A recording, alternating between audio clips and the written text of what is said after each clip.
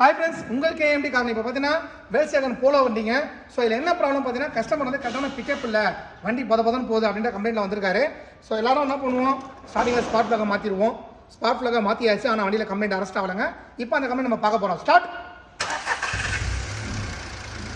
இங்கே பாருங்கள், ஐலிங்கில் வந்து விட்டுவிட்டு ஆடுது பாருங்கள். இன்ஜின் ஒரு சில நேரம் விட்டு மிஸ்ஸிங் வருது.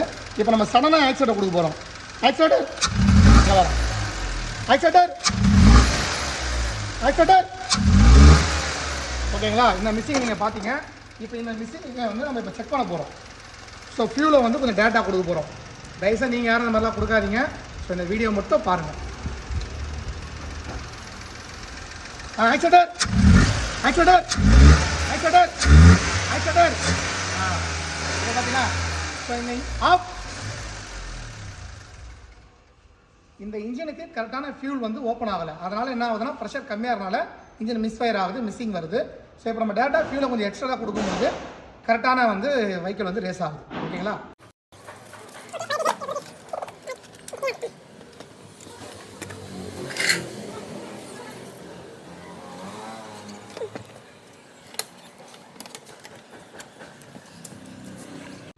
ஃப்ரெண்ட்ஸ், இப்போ இந்த வண்டி ஃபியூல் டேங்க் மோட்டர்லாம் ஃபிட் பண்ணியாச்சு. இப்போ நம்ம ஸ்டார்ட் பண்ணி எப்படி செக் பண்ண போகிறோம். ஸ்டார்ட்.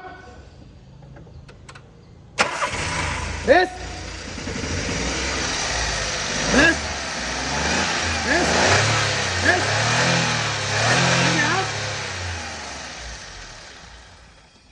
இப்போ க்ளீனாக இருக்குங்க. ஸோ வண்டி வந்து மிஸ்ஸிங்கும் கிடையாது. இன்ஜினுடைய பர்ஃபார்மன்ஸ் பார்த்தீங்க, நல்லாவே இருக்குது. நன்றி.